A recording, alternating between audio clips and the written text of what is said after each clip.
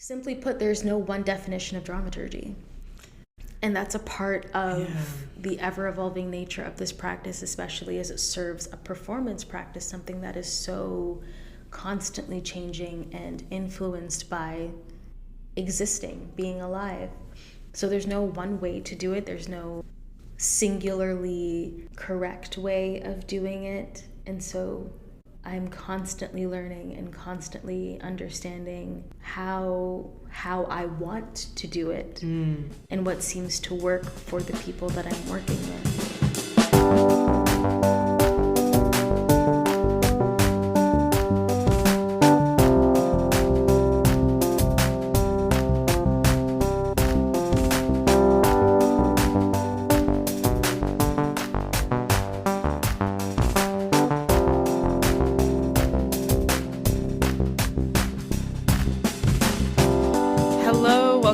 To Artversations, a meditative conversation about the artistic process. It's been a while, listener. How are you feeling today? Are the creative juices flowing free? I am Bri, like the cheese, producer and host of this podcast. Thank you for tuning in and for clicking on this show. It truly means a lot to have your ears for the next little while. This is a very special episode. I have been long awaiting releasing this one. There is something so humbling about returning to the past, getting the opportunity to revisit feelings, concepts, and most importantly, the people who have helped shape my training today. My guest and I first met back in our early training days at Leeming Danceworks in Ottawa. We went our separate ways for years, her going to York University for a BFA, and now an MFA candidate in Criticism and Curatorial Practice at OCAD University. I feel gratitude beyond words to share a moment that started my 2023. Back in January, I embarked on a 3-month research residency mentored by the artist you will hear from today. She is a new generation Black artist researcher, emerging curator, and movement dramaturg based in Tkaronto. We talk about the practice of dramaturgy and the connection that we both have to remaining curious about it. And you may be asking yourself, what the fuck is dramaturgy, Bri? I can honestly say I still don't have a clear definition, but I know it's a vital tool in a curator's belt. And this artist has shown me just that by mentoring me and guiding me through this research. This episode was made possible by Jaberi Dance Theatre through their 2023 Mentorship Program, funded by the Government of Canada and the Performing Arts Workers Resilience Fund. Thank you to Roshanak, Adina, and Jessica for providing time and space to research, share, and explore. As well, thank you to Shivani Joshi for allowing me to use her work Tangled Threads, and thank you to Ben Yoganathan for allowing me to use his work Zeitgeist, both as case studies for this research. Listener, settle into a warm bath or a comfy blanket. Join us for this special reunion. Here is an hour with Dedra McDermott.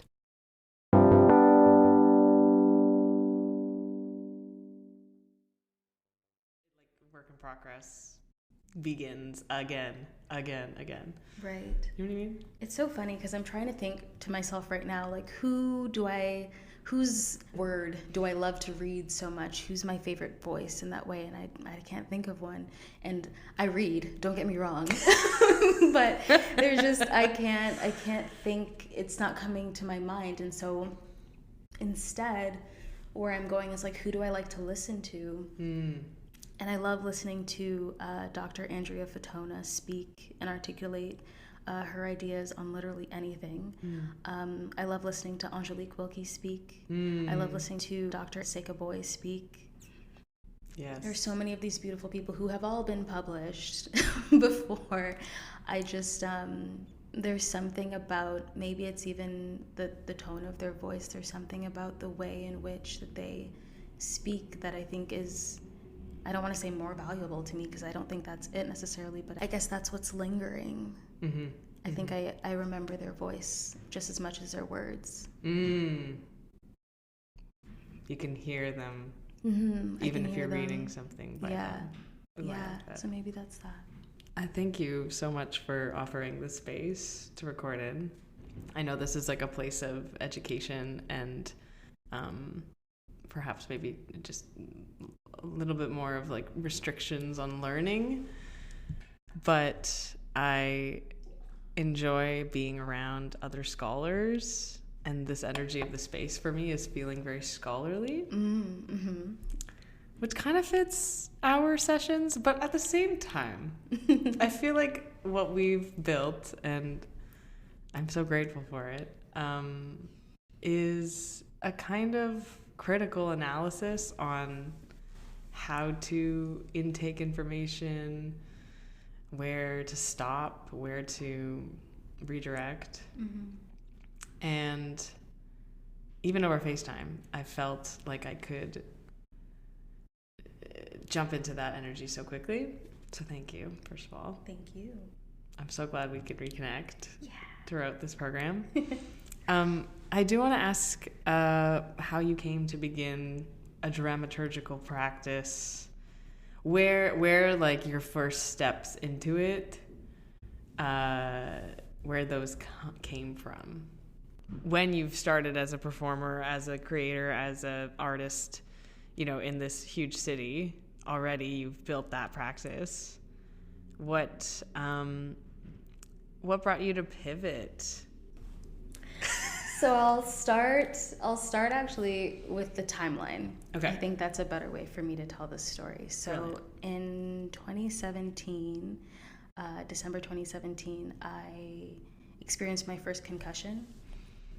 And then 9 months after that, I had a second concussion, a pretty significant blow. And what's important to note is after that first concussion, I didn't know, and I didn't do anything about it, and I kept working because, the performance, the show, it must go on. And so I was in the middle of a contract with Factory Theatre, doing Mixie and the Half-Breeds. Shout out to Alex Krenian and Ming Bo Lam. And I was having headaches every single day for 7 days straight. And I finally said something to one of my castmates, I believe it was Alex. And she was like, you need to go to the hospital. And I was like, it doesn't work with my schedule. And finally, I've said that many times. Finally, I think I was at home and I tried to take a nap, but I was afraid to sleep. Oh. And so I was like, okay, so I'm going to go to the hospital. And they retroactively diagnosed me with a concussion, and they were like, can you stay off your feet? Can you stay at home? I said, no, we have tech week next week. Yeah, what do you mean? I'm in a show. Can't do, so sorry. I have a cue to do. Doctor. And so obviously he looked at me like I had 5 heads, and I was like, I don't know what you want me to say. That's the level of pressure I'm under, yeah. And so I did the show, did what I had to do, and I tried to take a bit of time for myself, which wasn't really much. I still kept working throughout the summer and doing all kinds of things. And then in September, I was on stage for a Sick Kids charity event, and it was the run-through before the show, and I did some kind of motion, and I slipped on this wooden stage, and I hit my head so hard. And I remember opening my eyes after hitting my head and being like, fuck. I knew exactly what just happened. Wow. And I didn't know this part. Yeah. And I was looking at the creator of the show, Mitchell Jackson, who was off to stage left, and he looked at me and I looked at him, and I was just like, keep going. And I did the show. And I remember going to bed that night and being like, tomorrow's gonna suck, because I had so much adrenaline. Right. So it didn't really hurt that bad, but I knew. I see, yeah, the pain wasn't really registering. And then the next day, it was awful. It was so bad. More than a headache, More than a headache, just pounding pain. Everything hurt. It became a battle between myself and myself because I was being my worst enemy for so long. And that's like a very long story. But we don't have to get into that right now. Eventually it got to a point where I spoke to a brain specialist, and they told me that I need to reconsider my future as an artist and what my life can look like if I wasn't performing anymore. I was 23 at the time, so that wasn't really... I'm in my prime right now. I'm in my prime. Maybe I just don't need a head, right? I don't Correct. need a head, right? Like, there's other things that, you know, I was thinking about, but definitely not yet. Mm-hmm. Mm-hmm. And so I started to think about it, and I was slowly but surely making my way back into the studio, but my experience of training in Toronto is not the most positive experience. This was back in 2019. And so I was trying to find a way to be at peace with my body and the things it couldn't do anymore, and my new normal. And so I ended up going to New York for a bit. And so it's far enough away from home that I can be completely myself. No one cares who I am. Not saying anyone cares who I am in Toronto, but like the ops, you know, the eyes are out there, and people talk, and they're very unkind very often. But in New York, in this other place, I can train. I can be as slow as I want to. I can adapt. No one is expecting anything from me. No one is saying like, oh, you're not who I thought you were, or what happened? You fell off. And it's like, the level of care I was able to give myself in this new place was exactly what I needed. And it also gave me the distance to think about what was important to me. Right. And so I started to think about things that I have read but haven't thought about in a really long time. And so I came across the work of Seika Boy, and I started to think about all that she was doing within dance and for dance, but from this perspective, this framework, this practice of dramaturgy. Because she's a great example of artist turned researcher, but still implements her performance practice. Her, you know, I don't see her as like switching careers. Correct. It was like an implementation of research.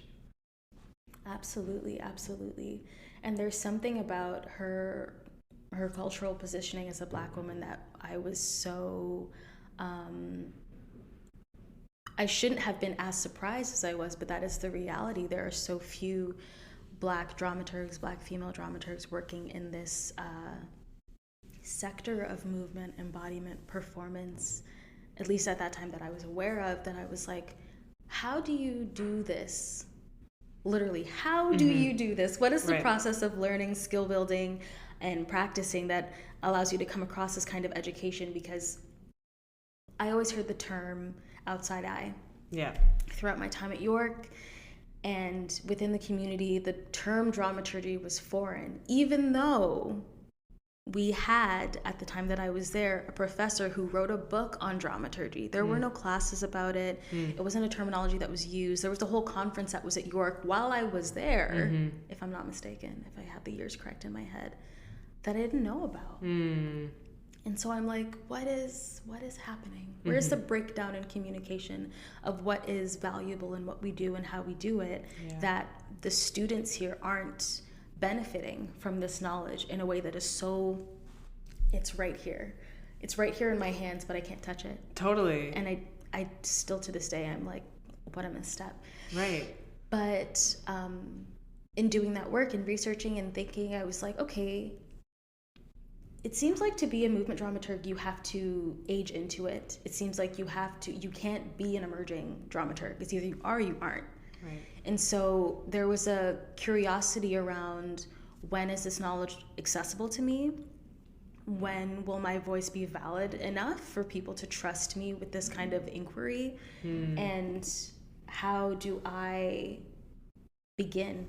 And I was thinking to myself, okay, I've been a part of many a process, many a choreographic process where I'm sitting there thinking, it needs something, or I have a question, but I don't feel bold enough to say it. Right. Or there is actually a dramaturg or outside eye in the room, but there is either a disconnect because of the interest of the work isn't aligning with what their lived experience or understanding is allowing them to give or inform the work itself, or it's like an intergenerational divide. Like there's something that's missing, that there's a communication breakdown. And so I was thinking to myself, what would be useful for the community that I'm a part of, which is emerging artists. I am also a Black woman, and the kind of stories that are being told and the kind of support that people need and the kind of care that people need,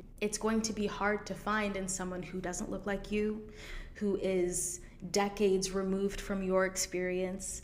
And the kind of people that were doing this kind of work, they weren't emerging, they weren't Black, or the kind of information or lived experience that they had kind of made it a situation where it could be easy to feel like you were being condescended towards, or like there's a misunderstanding of what you're trying to do, and then at a certain point you feel like the work isn't yours anymore. And so I had a lot of questions around how I could support the artists that I cared about, which at the time were like my friends, my peers, in the work that they're making, because they're so brilliant. I graduated in a year of incredible artists, like the 2016 year of people who came out of York, TMU, TDT, like just a lot of really interesting movers and like hardworking individuals. And we were also hungry. We didn't know what we were doing. We were just like making things and assigning meaning to it after. Right. And the people that we were working with have always done that, so we were kind of just mirroring our environment. But there was so much that could be done, and there were resources to do it, but who was guiding us? Like, who do we look to? And so a long way of answering your question, I wanted to find a way to support my community, and so dramaturgy was the way to do just that, a way to kind of hone my voice as a critical thinker and how it supports the idea of communicating an idea through movement, through embodiment. And so that's what I have been trying to do, trying to learn, continuing to build my skills around the way that I help choreographers understand what is absolutely vital to them in that moment to communicate to their audience. What is absolutely necessary, what is imperative for them to communicate and to discern for themselves, so that the audience can be right there, dropped into that moment with them. Like you mentioned, so many works, especially original works, get made and then find meaning later. And I think something that I've learned in the process of speaking with you and discussing with you is that intentional art making connects the audience much deeper. Or at least if the process has that outside eye, that dramaturg, that rehearsal director, that literal non-dancer in the room, to understand what is really vital, what is imperative to say. I wonder if that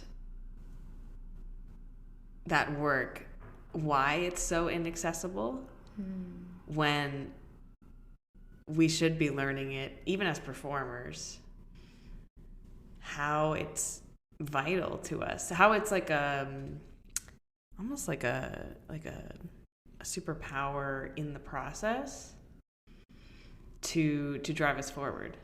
I think we do have it, we just don't know what it's called. Right. And I think there's so many artists, like all the people that I was graduating with or dancing with at the time,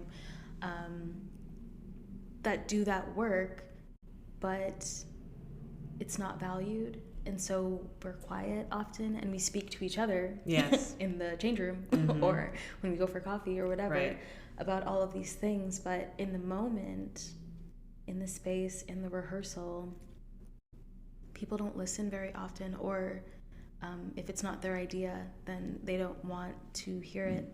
And so I think there's a lot of people who have the skill, whether or not it's valued, whether or not it's nurtured, is another situation entirely. I think something that is fascinating about the dance sector in Toronto is the kind of the lack of presence of critical discussion about work that is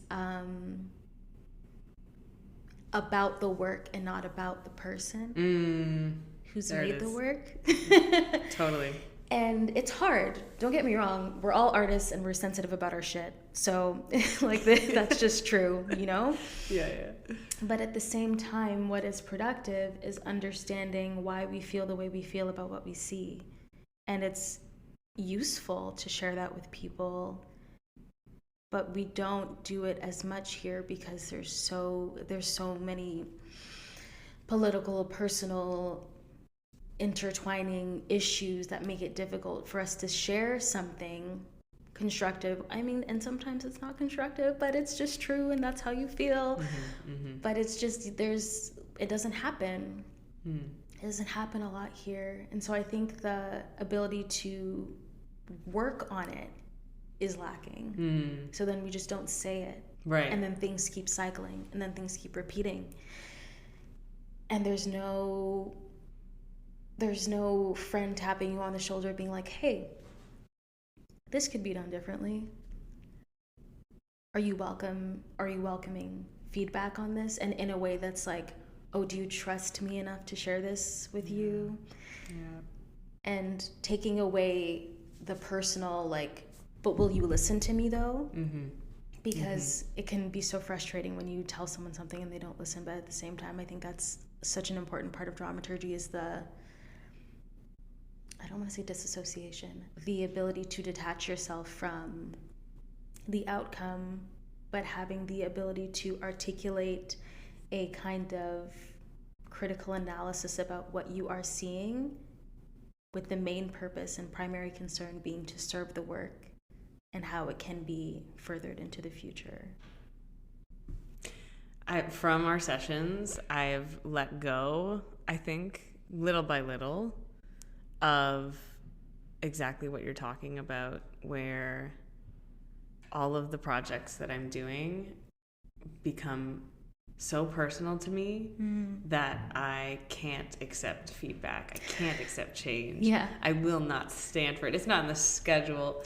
All of these, limitations that are haltering my creative process, even as a vessel in a process, not just as a creator. And in doing so, in letting go little by little of those expectations, I have found more layer to my process, but also as a result to the product, to the finished thing that we come to at the end of the process. And I also have found, and we've talked about this a lot, in detaching, finding more time for self-care outside of the process, knowing that when we are in rehearsal, I am focused on work. I am putting all of my energy into making this as layered as I could. And then I get to leave and it stays at the door. And I don't have to have those conversations in the change room with my fellow dancers, performers, because we've done it already. Right. We've made time for it in the work and in the time that we're getting paid for. Important. Right? Yeah. And so what's been really fascinating to me is recognizing that this kind of work is imperative, and it also brings the process, I don't want to say on a faster pace because I don't want to speed up things, but it's more efficient. And then we go home and we take care of ourselves after. Yes. And we detach, and we might, I think maybe I sometimes have like conversations in my head about something I could have done differently. Mm-hmm. But at least I know that that was the work. Mm-hmm. And now I'm detaching from getting too personal about it. So that, when we talked all about dissociation, but more detachment, I guess, that really blew my mind as being a part of dramaturgy and the creative process in general. Mm-hmm. Yeah, it's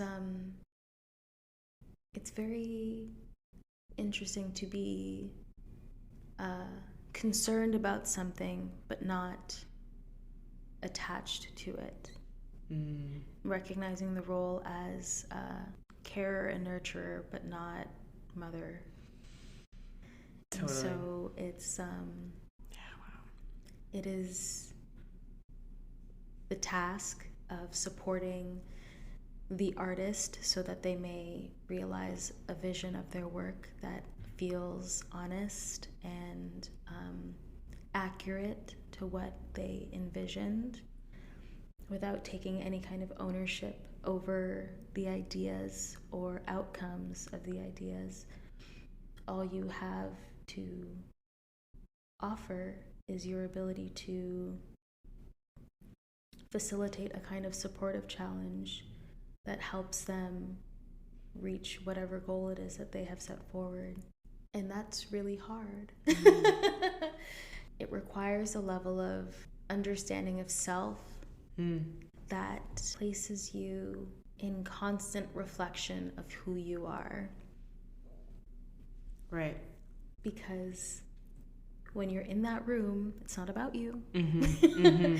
It really is not about you. And so you are meant to stand.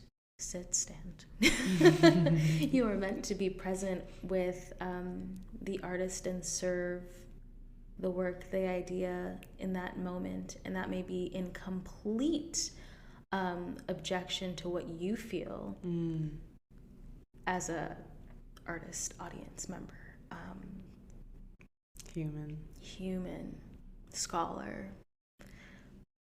But it's not about you. And so there's a recognition of what you are able to offer, whether or not it's taken up or agreed with, is something you have to be comfortable with, because at the end of the day, it's not yours. All you can do is offer, prompt, question, offer resources, question decisions, but only as a means of helping them understand what it is they are trying to do. Not to steer, not to redirect in any kind of way that is to do what is your way or what you believe is to be the right way.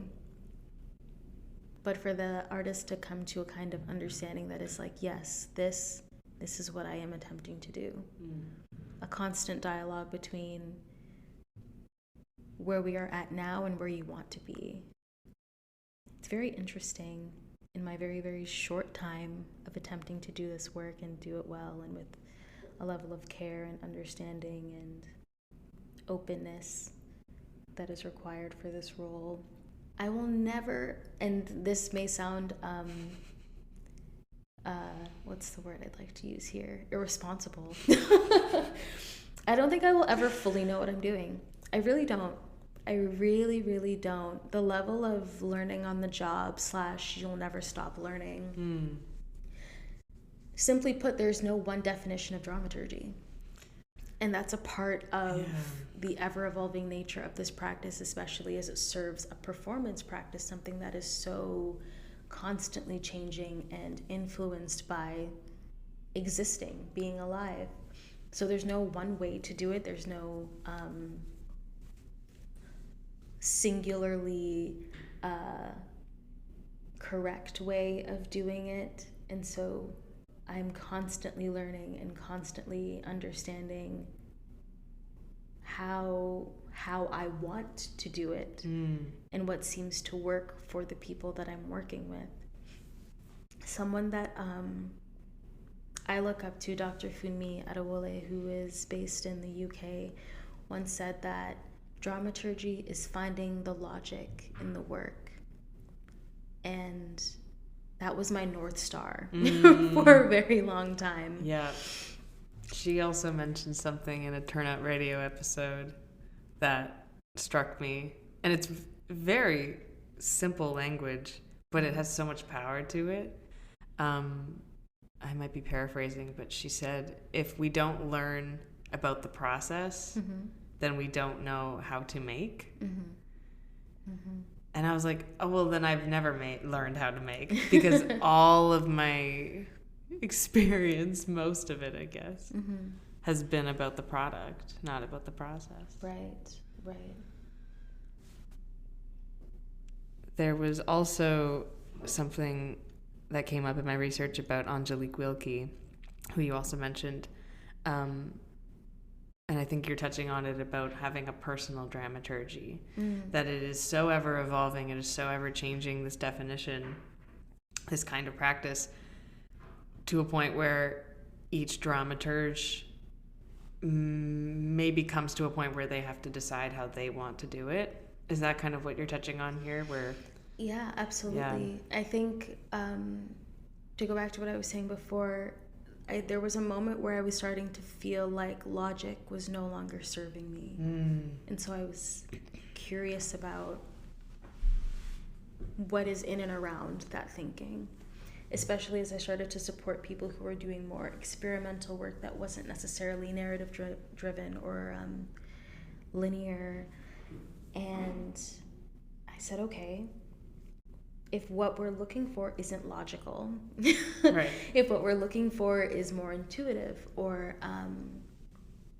more instinctual or in the moment or evolving in the moment, something that isn't meant to be static or able to be repeated, or something that is more about experiencing it through time, then what do we do here? And that's where I kind of landed on what is absolutely imperative for the audience to know. And how do we do that? How do we share that? How do we deduce that? How do we come to understand that? And there's no formula that I'm following. I may be questioning how and why you want to do this. I may be questioning why it feels vital for you in this moment, in this time, in your life, in your practice. Who are you making this work for? And by asking that, I'm not necessarily talking about the audience. I'm talking about who you're making this work for.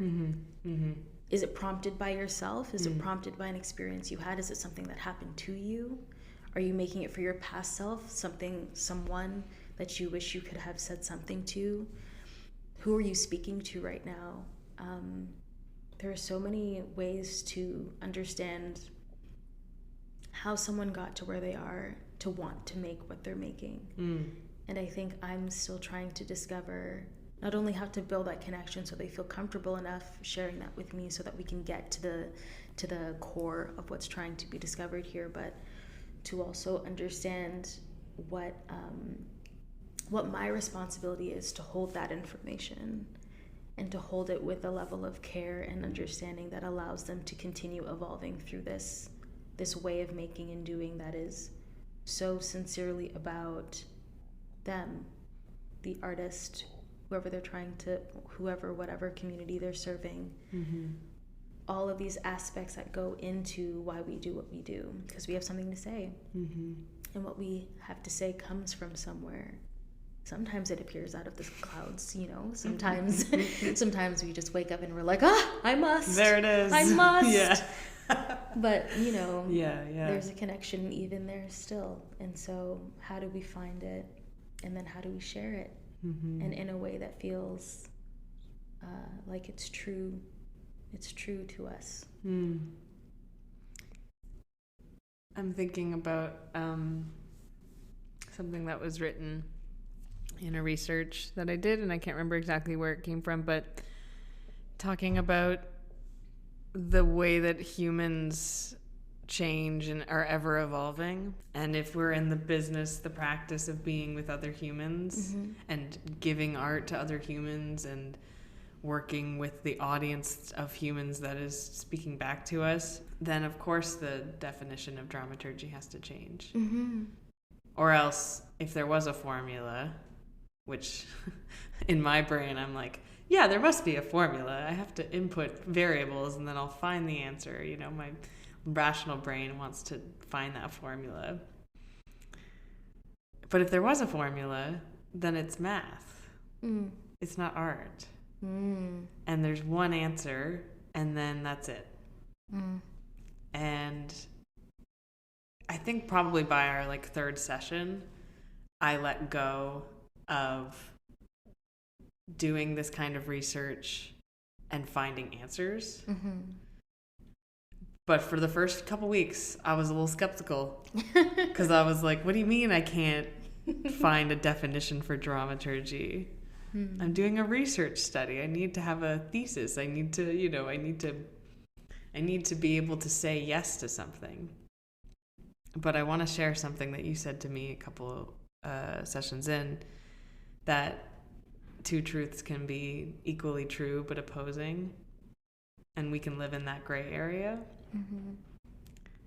And just that thought or that notion of, you know, it's always going to change has, I don't know, it's opened me up creatively. Like creatively, I think I was blocked because I was searching for a formula. And I still feel very terrified. And I still feel like I don't know what I'm doing. But at least there is a curiosity that's still accompanying me in this research. I think it's going to stay with me forever now because it points me towards clarity. Did you find at any point in our discussions your own kind of blockages or Sorry, I'm making faces over here. Or like, because I'm assuming from what we're saying, right? Even as a dramaturg yourself, even as a practicing, emerging, you know, still work in progress, as we all are. I imagine those blockages were coming up for you as well because you're also still human. Absolutely. I mean, even right now, this moment, I'm quaking in my boots. I'm shaking. I'm so nervous because I'm like, how do I have any authority to speak on this whatsoever? I feel like an imposter. Which is so crazy for me to hear you say that. I think what I'm noticing, and I think this will speak to my blockage, because even in my very emerging curatorial practice, I'm right now doing an MFA in Criticism and Curatorial Practice.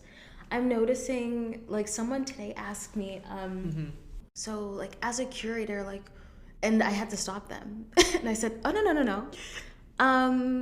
I may have curated things in the past. Let's get this language right. And I fight myself on the title of things because I don't feel like I've earned it yet. And so I also feel like I'm also shifting my own goalpost of what it means to earn the title of something. But there's something to be said about this dramaturgy thing that I'm still working towards and still trying to understand. And I think my major blockages around it are the kind of defining of things, and I think that kind of goes along with the way that academic thinking is so finite, and it's very theoretical, and it's like A plus B equals C, right. And so there are so many dramaturgs, art historians that I could be naming, but the whiteness of it all and the westernization of it all is what I'm actively resisting. So I'm not telling you a historical reference, which I have shared with Bri, but I'm not going into it started in this year and it made its way through this part of Europe and now I don't think that's necessary for this conversation, because what I'm influenced by and what is driving me are the people that I've been mentioning, like Dr. Seka Boy, like Dr. Funmi Adewale, like Angelique Wilkie, all of these incredible Black women who are making such a impactful contribution to the world of dramaturgical thinking, performance making, creative research. And I think my block is wondering what's enough. Even today you said to me, I don't think I've read enough to be able to do this podcast. Yeah. I mean, the preoccupation with sounding smart enough and like I know what I'm talking about, even though I think what really matters to me is how I care for people in their process, is how they're able to show up for themselves because of how I'm showing up for them. And I think that's core to my dramaturgical practice. I think that's core to my understanding of what curatorial practice as curators comes from the term to care. And so it's a desire to be present for people so that they can be present for themselves, with the work, with their cast, with their audience. I think in my very Cancerian way of caretaking, I am trying to find a way to be with, to be in company, to be in conversation with all that is happening around me in that moment so that they feel like they can continue. And I think the blockage comes when I don't think I'm enough. And the blockage comes when they don't think they're enough, when they don't think they've done enough. Right. And I think something that's so powerful about the resource sharing of dramaturgy is that you read so much, you witness so much, you try to understand so much just so that they feel like they have someone to go to. Right. And I will never know everything. I will never have read everything. I will never have seen everything. I was born in 1994.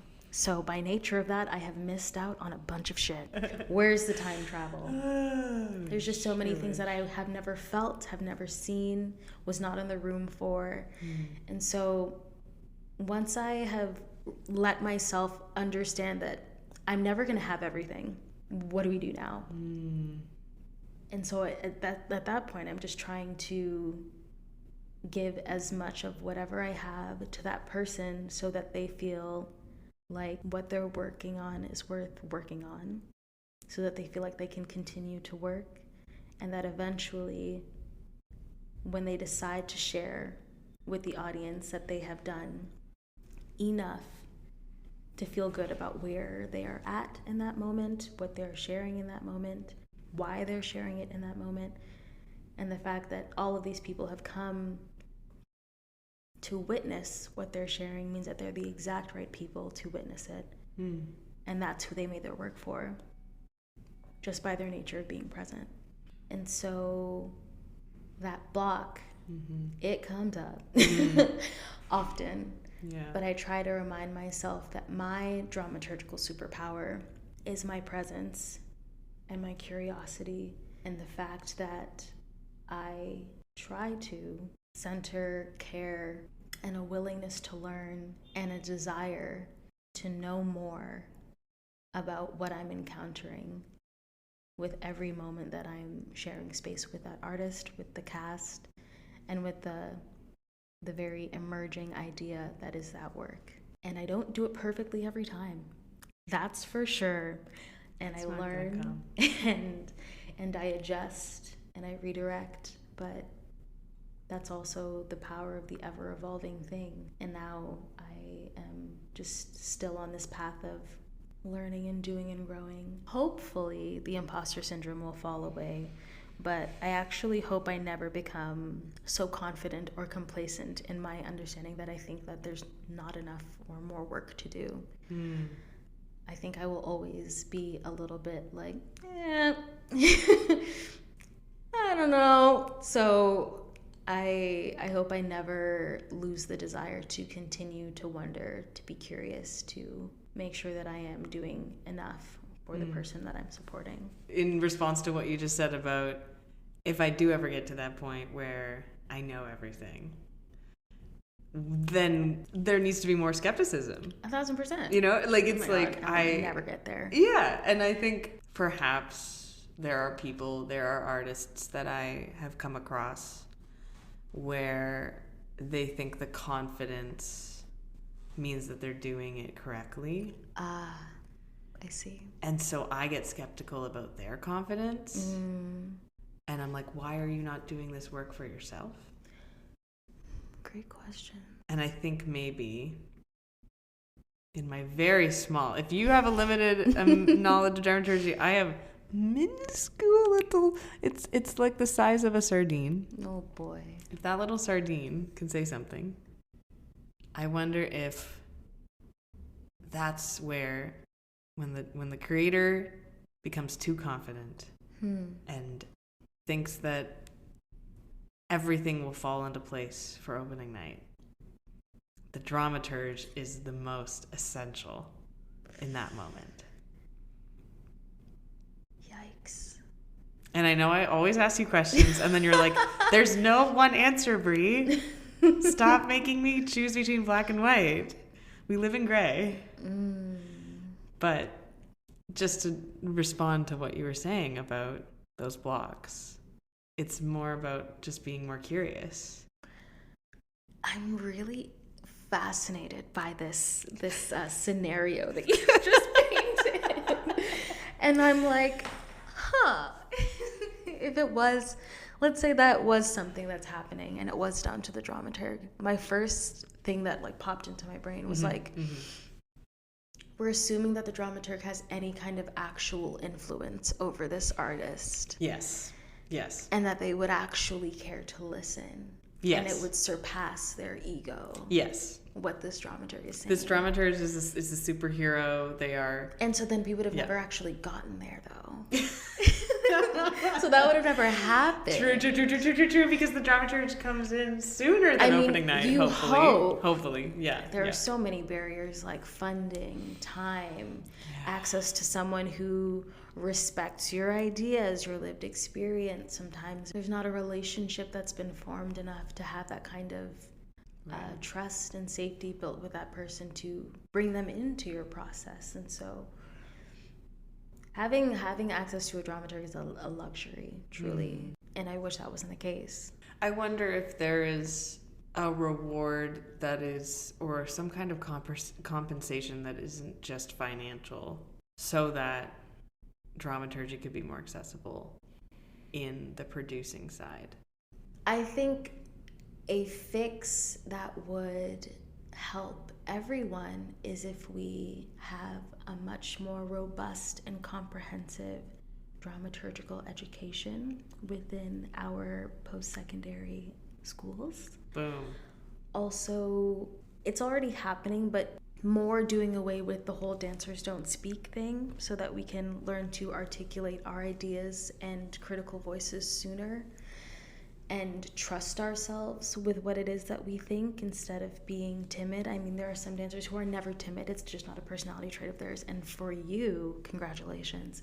But for those of us who either were, taught not to speak or are just naturally more shy, encouraging a kind of dialogue about and within the creative process, about and within what a choreographic voice is doing to serve whatever story it is you're trying to tell, all of that would be beneficial, because most of the time, everybody is interested in creating a kind of production, show, story that they're proud to be a part of, and they want people to see, and they want people to engage with, and they want to hear the audience's thoughts.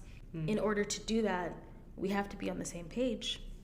We have to know what we're doing. We have to be able to converse about what it is that we are trying to understand. And so if we could have better conversations within the process, in the room with each other together, honest conversations, potentially challenging conversations with each other, I think that is much more useful than tackling the issue of artist resources for choreographic processes, which I mean, and then again, the kind of artists that are interested in doing that work, it's not that you can't afford them necessarily, but it's a lot of them have been, in situations and processes where they have felt devalued or insignificant. And so giving up that kind of energy and labor is something that is not of interest to people anymore, especially if they've been in a process that has been exploitative. And so there are so many factors, but just to get back to the point, I think doing that kind of think work from the beginning is a much more sustainable option. It seems to me that it also breaks down this hierarchy that is often created in rehearsal processes, where the director, choreographer, producer has final say. The one person, you know, the one person who's got all the power has the only say. Yeah. And so what you're saying about especially dancers, but giving performers the autonomy, that's going to do wonders. Wouldn't it? You know, like, wow. I mean, I hope it's starting. I hope I am grown now, so I have definitely much more comfort saying no to people, places, things that don't serve me or align with the kind of person that I'm becoming. But I mean, I wish I had this level of security within myself when I was 18, 22, 24 in certain situations. Like, it would have made a world of difference. But the conditioning within our profession is things have been different for decades, but we're still shedding a lot of the passed on trauma about how we're able to show up in these spaces. So it's happening slowly, but for sure it hasn't passed. Something that always seems to happen during our sessions is that I plan, as I do, and then together we go through a time traveling experience, if I can use that word to describe how I feel right now. Okay. Because we are talking about being present in a space, I think you and I often talk about past and we talk about future. And I think we have to acknowledge those two tenses and use information from the past especially as much as we can. But to truly be present when we get in the space for rehearsals, for research, for discussion, I felt like I've gone back and forth in time to be able to get into the present moment. And I might be getting really existential right now. I don't need to be doing this. That's okay. But if I can say anything, I feel like I've come to a place where I feel supported to make mistakes and to say things that are absolutely wrong and to pose questions to you that don't have an answer. And for me to have that kind of support and that kind of trust from you, it means the world.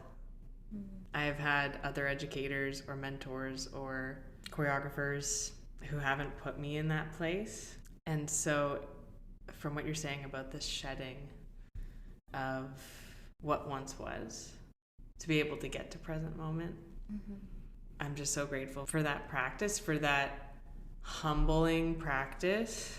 Dedra, where can people find you if they want to know more about you? Oh my. On the clouds. I'm kidding. You can find me at Dancing Dramaturg on Instagram. You can find me aimlessly roaming the halls of OCAD like a chicken with their head cut off. You can also call me, beat me if you want to reach me at dedramcdermott.artist@gmail.com, because I love to talk to folks, contrary to the shaky boots voice you're hearing in this podcast. So feel free. I am happy to connect and support wherever I can. Thank you. Thank you.